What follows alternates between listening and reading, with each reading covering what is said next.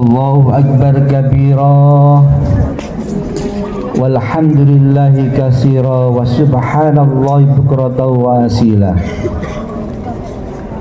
La ilaha illallah wahdah sadaqa wa'ada wa nasara 'abdah wa 'azza jundah wa hazamal ahzaba wahdah. La ilaha illallah wallahu akbar. Allahu akbar walillahil hamd. Alhamdulillahilladzi khalaqal zamani fadalla ba'dahu ala ba'd. Fa khassa ba'da syuhuri wal ayyami wal laili lima zada fadala ila yatul yawm. Asyhadu an la ilaha illallah wahdahu la syarika lah.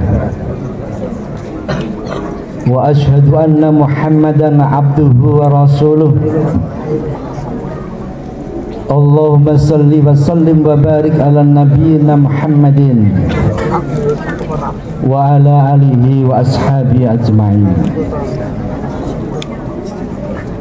Amma ba'du fa ya ayyuhan nas ittaqullaha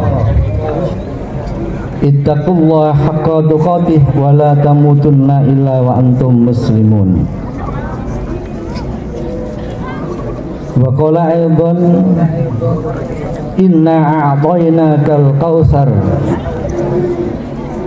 fasalli li rabbika wanhar inna sani'aka wal abtar.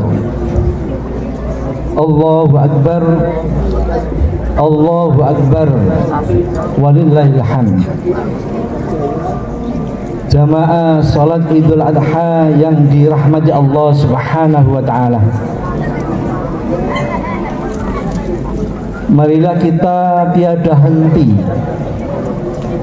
memanjatkan puji dan syukur kehadirat Allah Subhanahu wa taala atas limpahan rahmat, karunia serta nikmat iman, Islam, kesehatan dan kesempatan. Dan semua ini memungkinkan kita untuk terus beribadah dan mendekatkan diri kepada Allah Subhanahu wa taala. Salawat dan salam semoga senantiasa tercurah kepada junjungan kita Nabi besar Muhammad sallallahu alaihi wasallam. Beliau adalah insan pilihan, teladan paripurna, uswatun hasanah bagi seluruh umat manusia hingga akhir zaman. Pada hari yang penuh berkah ini, khatib mengajak kepada diri pribadi dan seluruh jamaah untuk senantiasa meningkatkan takwa kita kepada Allah Subhanahu wa taala sebagai wujud menjalankan perintah-perintahnya dan menjauhi larangan-larangannya, sebagaimana difirmankan dalam surat Al-Baqarah. Tergambarkan adalah wa tajawwadu fa inna khairaz zati taqwa wattaquni ya ulil albab.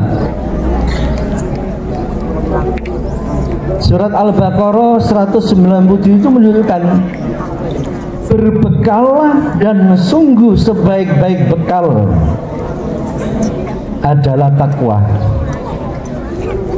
Dan bertakwalah kepadaku wahai orang-orang yang mempunyai akal sehat. Allahu akbar, Allahu akbar, Allahu akbar walillahil hamd. Kaum muslimin, jamaah salat Idul Adha rahimakumullah. Bagi jutaan saudara kita, para tamu Allah yang menunaikan ibadah haji, tengah berkumpul di Arafah untuk wukuf, dan sebagian yang lain berada di Mina untuk melontar jumrah Aqabah. Berpaut pakaian ihram yang sama, mereka itu datang dari berbagai penjuru dunia melintas di situ perbedaan, jadi melintasi berbagai macam perbedaan ras, warna kulit, budaya, serta status sosial. Namun satu tujuan menyatukan mereka, yaitu memenuhi panggilan Allah Subhanahu wa ta'ala dengan mengesakannya dengan setulus-tulus tauhidnya. Bagi kita yang belum berkesempatan menjadi tamu Allah di tanah suci, kita merayakan Idul Adha dengan melaksanakan sholat id, ibadah kurban sesuai dengan kemampuan masing-masing. Dan ibadah kurban adalah salah satu wujud nyata upaya kita untuk mendekatkan diri taqarrub ilallah.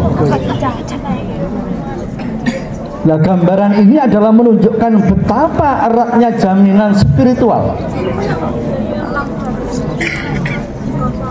Jadi jalinan spiritual mereka itu adalah yang berhaji dengan kita yang tidak berada di Baitullah. Maka pelaksanaan sholat id dan ibadah kurban yang kita lakukan adalah sebagai manifestasi kesadaran kita dalam memenuhi perintah Allah dan tuntunan Rasulullah Muhammad sallallahu alaihi wasallam. Allahu akbar, Allahu akbar, Allahu akbar, walillahil hamd. Kaum muslimin muslimat jamaah salat Idul Adha rahimakumullah. Ibadah korban memiliki kedudukan yang sangat penting dalam ajaran Islam, dengan landasan historis yang kokoh dan akar tradisi yang panjang dari para nabi terdahulu hingga Nabi Muhammad SAW. Itu adalah merupakan apa? Salah satu gambaran. Jadi para nabi dahulu, Nabi Adam alaihissalam yang dikenal sebagai peletak dasar utama ibadah mulia ini. Lah, peristiwa agung ketika beliau diperintahkan untuk menyembelih putranya yang dicintainya itu, yaitu Nabi Ismail alaihissalam, itu menjadi pondasi disyariatkan ibadah kurban dengan keimanan dan keikhlasan yang luar biasa. Nabi Ibrahim alaihissalam bersedia melaksanakan perintah tersebut. Semua dilakukan semata-mata karena Allah Subhanahu wa ta'ala. Dan kisah yang haru ini diabadikan dengan indah oleh Allah Subhanahu wa ta'ala di dalam Al-Quran surat As-Saffat ayat 102. A'udzu billahi minasyaitonir rajim. Falamma balagha as-sa'ya qala ya bunayya inni ara fil manami an adba'uha fanzur madza tarak.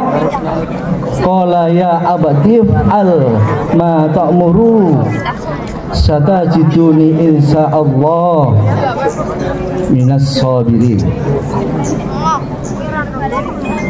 Maka ketika anak itu sampai pada umur sanggup berusaha bersamanya Ibrahim,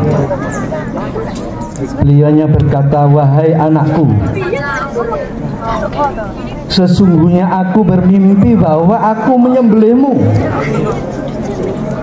Maka pikirkanlah bagaimana pendapatmu. Lalu Ismail menjawab, wahai ayahku, lakukan apa yang diperintahkan Allah kepadamu, niscaya Allah engkau akan mendapatimu termasuk orang-orang yang sabar. Nah, peristiwa ini adalah ujian ketaatan yang luar biasa bagi Nabi Ibrahim alaihissalam. Pengorbanan inilah yang kemudian menjadi anjuran bagi umat Islam untuk menyembelih hewan korban setiap tanggal 10 Zulhijjah hari ini. Ditambah lagi adalah pada hari tasyrik tanggal 11, 12, 13 Zulhijjah.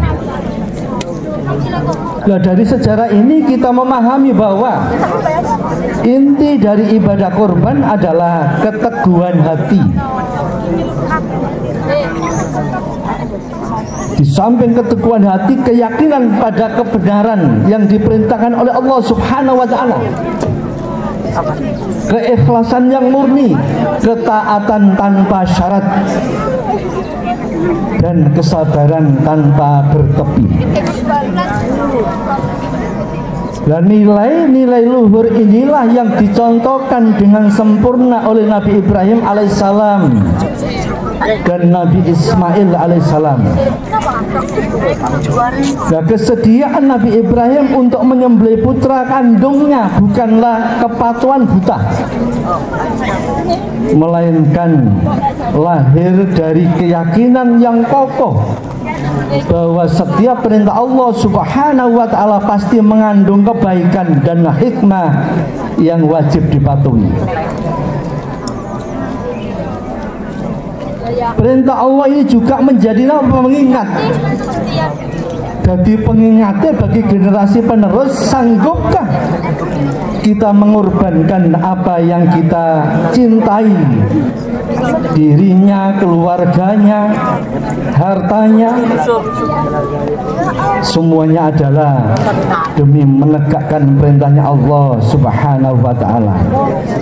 Sanggupkah kita memikul, pertanyaan, sanggupkah kita memikul amanah sebagai khalifah Allah di muka bumi ini? Allahu Akbar, Allahu Akbar, Allahu Akbar, walillahil hamd. Kaum muslimin muslimat, jamaah yang berbahagia, dalam khasanah fikih kurban itu dikenal dengan istilah udhiyah, karena penyembelihan hewan ternak dilakukan pada waktu matahari pagi mulai naik, yaitu waktu duha. Ibnu Qayyim Al-Jauziyah menegaskan makna korban sebagai tindakan menyembelih hewan ternak di waktu duha demi meraih kedekatan dan keridhaan Allah Subhanahu wa Ta'ala. Hewan korban atau udhiyah atau nahar adalah simbolisasi dari tadhiyah, yakni pengorbanan. Keduanya baik udhiyah maupun tadhiyah itu adalah merupakan ibadah yang mendekatkan diri kepada Allah Subhanahu wa Ta'ala, taqarrub ilallah, taqarrub wa qurbanan.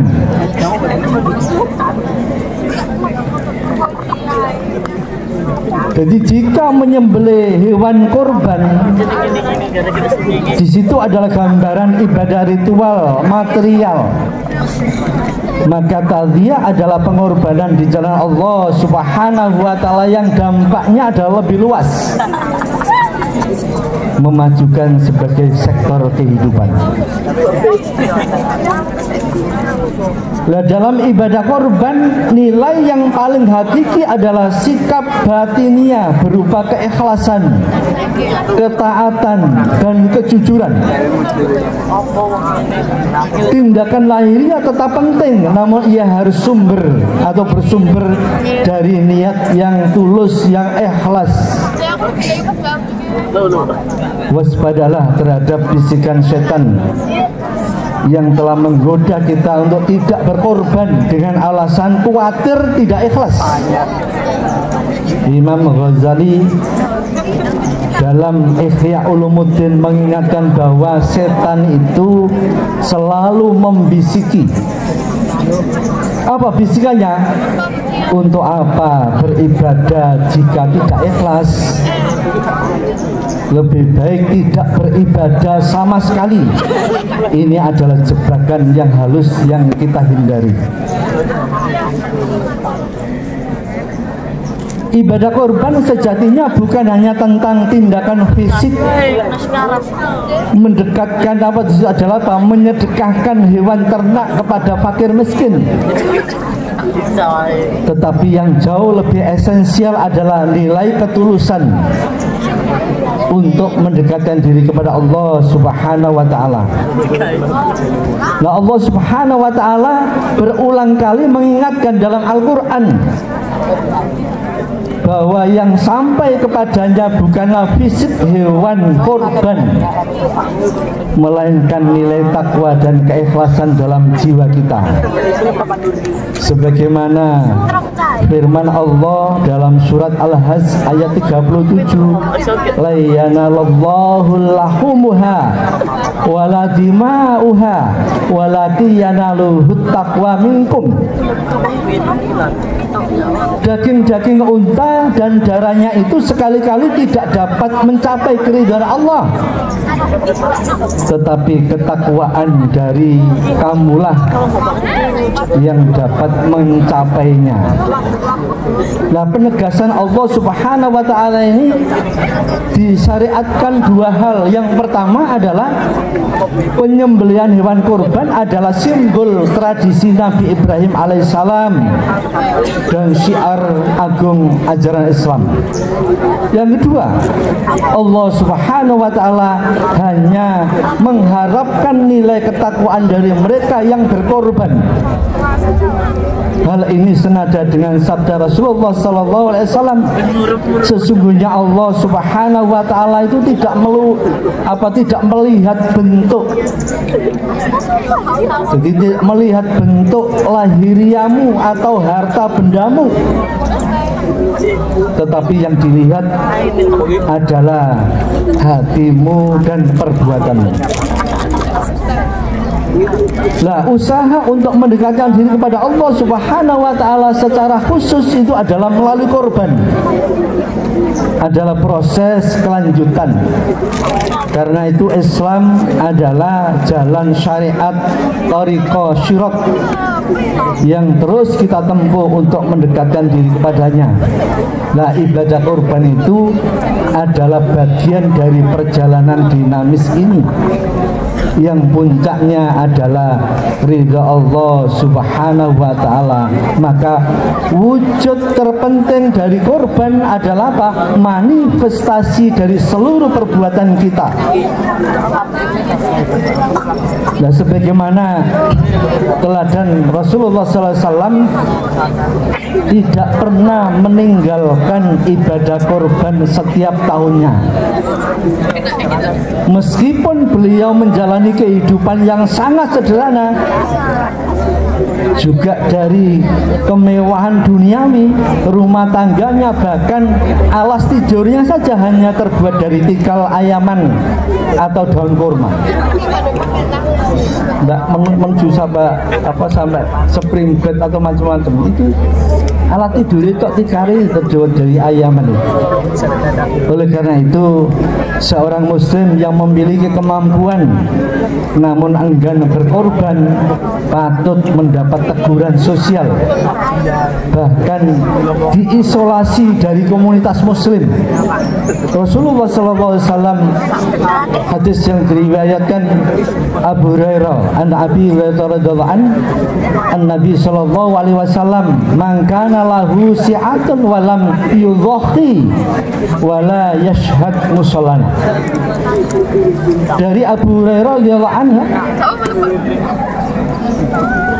Rasulullah SAW bersabda, barang siapa yang mempunyai kelapangan, mangkana lahu si'atun, sopo nek duwe kelapangan, kemampuan, rezeki, namun dia tidak berkorban, maka jangan dekati musola kami. Ini kan gini pun gak ahli sholat, marah musola gak oleh beneran. Tapi kan ini muslim sejati, mereka adalah berpikir masa orang muslim mendekati musola aja tidak boleh. Itu gara-gara punya kemampuan tidak mau berkorban. Allahu Akbar, Allahu Akbar, Allahu Akbar, walillahil hamd. Kaum muslimin muslimat yang berbahagia. Nah, apabila ibadah kurban dilaksanakan dengan penuh keikhlasan dan hanya berharap ridha Allah Subhanahu wa taala, akan mendatangkan hikmah dan manfaat besar sekali. Jadi manfaat besar itu adalah bagi mereka pelaku yang melaksanakan kurban, baik di dunia maupun di akhirat. Di antaranya yang pertama adalah apa? Meningkatkan keimanan kepada Allah Subhanahu wa taala. Itu hikmahnya. Jadi kurban itu adalah melatih kepatuhan dan kepasrahan total kepada Allah Subhanahu wa taala, mengantarkan kita pada derajat muqarrabin, orang-orang yang dekat dengan Allah, dan muttaqin, orang-orang yang bertakwa, serta meraih kemuliaan dan kebahagiaan dunia akhirat.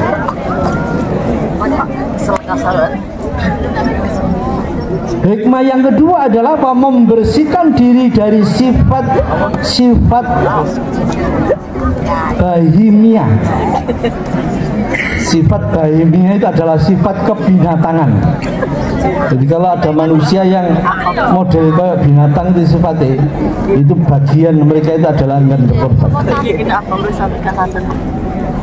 Nah, saat hewan korban disembelih, saat itulah sifat-sifat tercela seperti rakus, serakah, kejam, dan menindas itu adalah bagian sifat kebinatangan. Yang ketiga, jamaah yang dirahmati Allah, menanamkan rasa kasih sayang dan empati kepada sesama. Jadi wong nek gak tahu mangan daging, saat korban mangan daging, itu adalah empati kepada mereka. Berbeda dengan apa? Persembahan tradisi lain, Islam memerintahkan agar daging korban itu dibagikan kepada fakir miskin agar mereka turut merasakan nikmatnya. Ini adalah menumbuhkan empati, semangat berbagi, dan memperkuat ukhuwah Islamiyah. Hikmah yang keempat, jamaah yang dirahmati Allah, adalah melatih kedermawaan. Nah, pelaku korban yang berulang setiap tahun membiasakan diri untuk berderma. Kalau mengingat data itu adalah Badan Pusat Statistik BPS itu yang mencatat bahwa jumlah penduduk miskin masih mencapai 26,16 juta orang dengan garis kemiskinan sebesar apa? Per kapita penghasilan itu adalah 505.469 per kapita per bulan. Itu kategori, jadi penghasilan mau 500 kategori miskin. Jadi saulan penghasilan 500 adalah kategori miskin. Nah, kalau sudah ada semangat berkorban, maka mereka akan melakukan dengan sebaik mungkin dan bisa tertransfer. Hadirin jamaah sholat Id yang dimuliakan Allah. Nah, di penghujung khutbah marilah kita selalu mengarah kepada kekhusyukan, kerendahan hati, dan berdoa kepada Allah Subhanahu wa ta'ala. Semoga perjalanan hidup kita senantiasa terhindar dari keburukan yang dapat menjerumuskan. Semoga Allah Subhanahu wa ta'ala berkenan menyatukan kita dalam kebenaran agama Allah, memberikan kekuatan untuk senantiasa mentaati perintah-perintahnya dan menjauhi larangan-larangannya. Aku qouli hadza wastaghfir innahu wal ghafurur rahim. Allahu akbar. Allahu akbar. Allahu akbar. Allahu akbar. Allahu akbar. Allahu akbar. Alhamdulillah. Alhamdulillahi ala ihsani wa syukru ala taufiqi wa imtihan. Asyhadu an la ilaha illallah wahdahu la syarikalah wa asyhadu anna Muhammadan abduhu wa rasuluh. Allahumma salli wa sallim wa barik ala Muhammad wa ala alihi wa ashabihi ajma'in. Amma ba'du fa ya ayyuhan nas ittaqullah fima amara wamtahu amma naha wa zajr wa alamu anna Allah amarakum bi amri. Qala Allah Ta'ala fil Qur'anil Karim, inna Allaha malaikatahu yusholluna 'alan nabi ya ayyuhalladzina amanu shallu 'alaihi wa sallimu taslima. Allahumma shalli ala Muhammad wa ala ali Muhammad walhamdulillahi rabbil alamin. Allahumma ighfir lil mu'minina wal mu'minat wal muslimina wal muslimat al ahya minhum al-amwat. Allahumma a'izzal islam wal muslimin wa adillas syirka wal musyrikin wansur ibadaka mawahidin wansur man nasaraqad din wahdul man khadalal muslimin. Allahumma inna nas'aluka salamatan fid din wa afiyatan fil jasad wa jidatan fil ilmi wa barakatan fil rizqi wa taubatan qabla al maut wa rahmatan indal maut wa maghfiratan ba'dal maut. Allahumma hdini bi halalika an haramika wa abnini bi fadlika amman siwaka. Rabbana taqabbal minna innaka antas samiul alim wa tub alaina innaka tawwabur rahim. Rabbana hab lana min azwajina wa dhurriyyatina qurrata a'yun waj'alna lil muttaqina imama. Rabbana innana amanna faghfir lana dhunubana wa qina adzabannar. Rabbana zalamna anfusana wa illam taghfir lana wa tarhamna lanakunanna minal khasirin. Rabbana atina fid dunya hasanah wa fil akhirati hasanah wa qina adzabannar wa adkhilna al-jannah ma'al abrar ya aziz ya ghaffar ya rabbal alamin. Subhana rabbika rabbil izzati amma yasifun wassalamu ala mursalin alhamdulillahi rabbil alamin. Wassalamu alaikum warahmatullahi wabarakatuh.